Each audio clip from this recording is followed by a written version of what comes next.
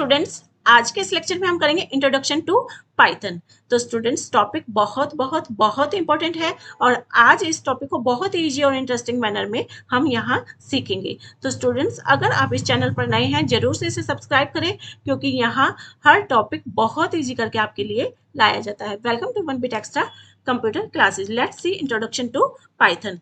जब भी पाइथन की इंट्रोडक्शन की बात आती है तो 3 मोस्ट इंपॉर्टेंट क्वेश्चंस पूछे जाते हैं। What is Python, why to use Python and where to use Python. तो तीनों ही क्वेश्चंस को देख लेते हैं। सबसे पहले देखते हैं what is Python. Python is very popular programming language. बहुत ही पॉपुलर प्रोग्रामिंग लैंग्वेज है, फास्टेस्ट ग्रोइंग लैंग्वेज है। आज के टाइम पे बहुत तेजी से ग्रो करने वाली लैंग्वेज है ये। और ये इतनी पसंद क्यों की जा रही है, टॉप 5 लैंग्वेजेस के अंदर इसको रखा जा रहा है। तो क्यों इतनी पसंद की जा रही है? क्योंकि ये बहुत ही इजी है, सिंपल है। It is developed by Guido van Rossum, released in 1991 at CWI in Netherland. Netherland के अंदर CWI सेंटर में 1991 में गुइडो वैन रोसम ने इसे डेवलप किया है। 1989 के अंदर ही ये पिक्चर में आ गई थी। और अगर हम जो है जावा की बात करें तो जावा 1995 के अंदर पिक्चर में आई थी और ये उससे भी ज़्यादा पॉपुलर प्रोग्रामिंग लैंग्वेज आज के टाइम पे है।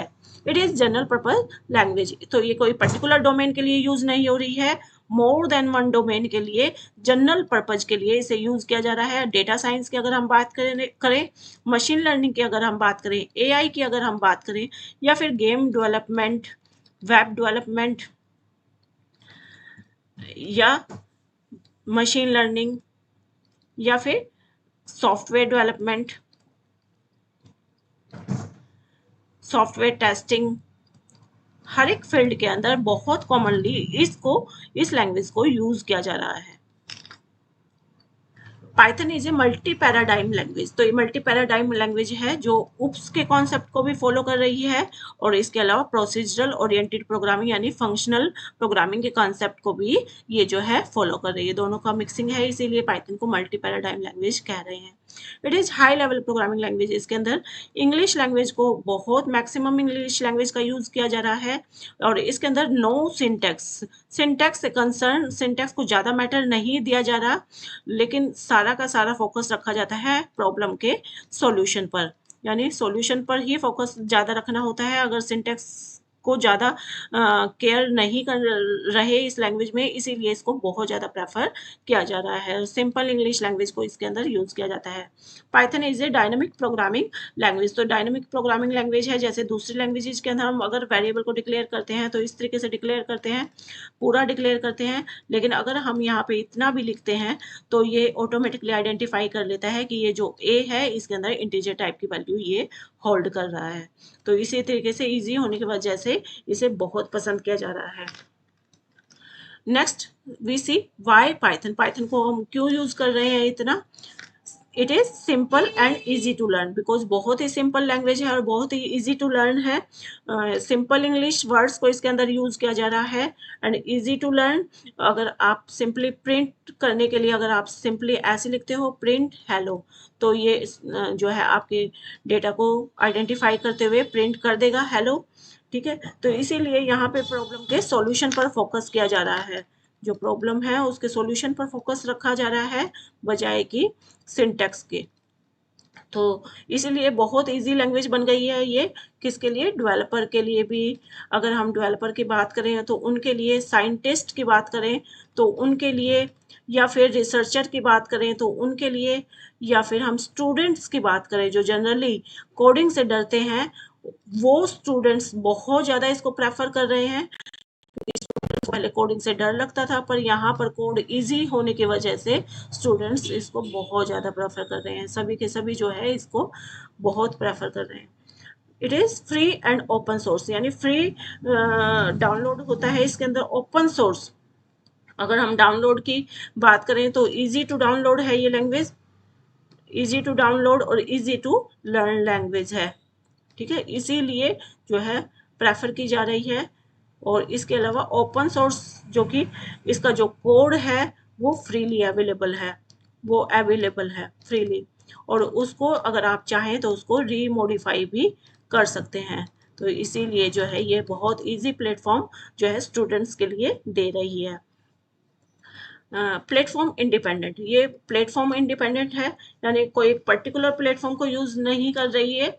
तो आप कोई भी प्लेटफॉर्म पे अगर हो, चाहे वो विंडोज है, मैक है, सोलरिस है, यूनिक्स है, हर एक प्लेटफॉर्म को जो है ये सपोर्ट कर सकती है कि कोई भी प्लेटफॉर्म अगर है तो भी जो है प्लेटफॉर्म इंडिपेंडेंट होने की वजह से आप कोई भी प्लेटफॉर्म को यूज कर सकते हैं और पाइथन जो है हर एक प्लेटफॉर्म पर चलेगी। Next is rich library support, इसके अंदर बहुत बड़ी लाइब्रेरी है, अराउंड 1,42,000 लाइब्रेरी जो है इसके अंदर बन चुकी है।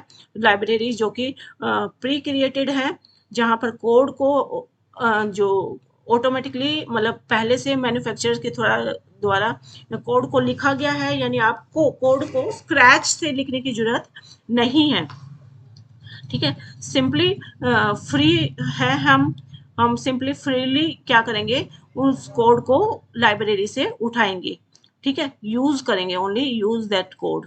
फ्रीली आप क्या करेंगे, आप कोड को यूज करेंगे जो लाइब्रेरी के अंदर रखा हुआ है। ठीक है, आपको कोड को स्क्रैच से लिखने की जरूरत नहीं है।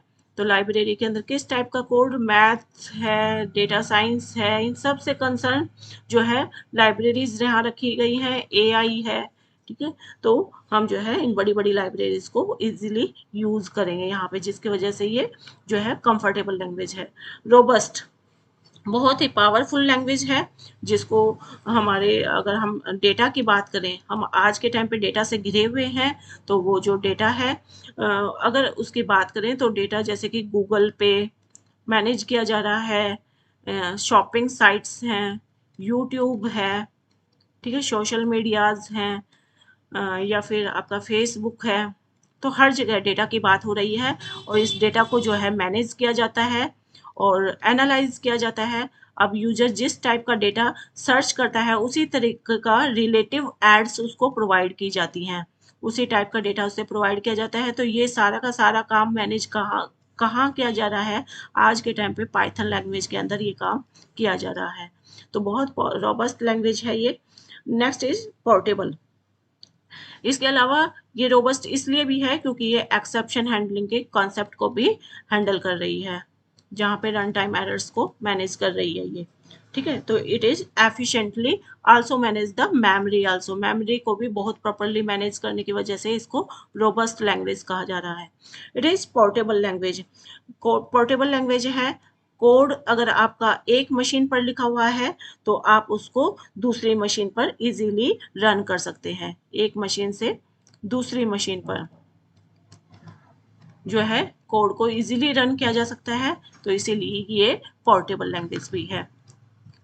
ओके स्टूडेंट्स, नेक्स्ट देख लेते हैं अब इसके और पॉइंट्स। वाई पाइथन, क्यों हम पाइथन को इतना यूज कर रहे हैं, क्योंकि ये एम्बेडेड लैंग्वेज है। एम्बेडेड का मतलब जैसे सपोज सी का कोड है वो आप पाइथन के अंदर एम्बेड कर सकते हैं, या फिर पाइथन का कोड जो लिखा हुआ है वो आप अदर किसी भी लैंग्वेज के अंदर एम्बेड कर सकते हैं। सी है या फिर कोई अदर लैंग्वेज है यहाँ पर, तो हर एक अदर लैंग्वेज से आप पाइथन पे आ सकते हैं, पाइथन लैंग्वेज को अदर लैंग्वेज में एम्बेड कर सकते हैं, ऐड कर सकते हैं। नेक्स्ट इज एक्सटेंसिबल लैंग्वेज है, एक्सटेंसिबल जिसको इजीली एक्सटेंड किया जा सकता है इसके फीचर्स को, तो ये एक्सटेंसिबल लैंग्वेज भी है। नेक्स्ट इज इंटरप्रेटेड लैंग्वेज, तो इंटरप्रेटेड लैंग्वेज है जिसके अंदर बाइट कोड जो है कंपाइल्ड लैंग्वेज है, बाइट कोड कंपाइल्ड लैंग्वेज भी है ये। तो अगर आप लाइन बाय लाइन एग्जीक्यूट करना चाहो तो वो भी एग्जीक्यूट कर सकते हो इसके अंदर, और अगर पूरा का पूरा कोड हम एग्जीक्यूट करना चाहें तो पूरा का पूरा कोड भी एग्जीक्यूट किया जा सकता है, उसको जो है कन्वर्ट किया जाता है बाइट कोड के अंदर। और जो है यहाँ पे लिंकिंग लोडिंग का जो है कंसेप्ट को ज़्यादा प्रेफरेंस नहीं दी जाती, और ये जो है हमारी स्पीड को फास्ट कर देता है, इससे स्पीड हो जाती है बहुत ज़्यादा फास्ट, इसीलिए जो है इसको यूज़ किया जा रहा है।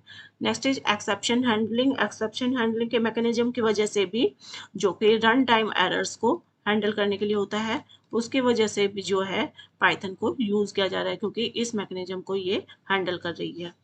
ठीक है, next is where Python is use. अब हम देखें कि पाइथन कहाँ कहाँ यूज हो रही है, मशीन लर्निंग के अंदर, एआई के अंदर, न्यूरल नेटवर्क के अंदर।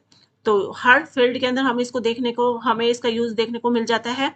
मशीन लर्निंग, जो कि आज के टाइम बहुत इंपॉर्टेंट कंसेप्ट है, एआई जो कि बहुत ज़्यादा इंपॉर्टेंट कंसेप्ट है, या फिर डेटा साइंस, ये भी बहुत इंपॉर्टेंट कंसेप्ट है। इन सब के अंदर हम जो है आज के टाइम पे इन इंपॉर्टेंट कंसेप्ट के अंदर पाइथन को ही यूज़ कर रहे हैं।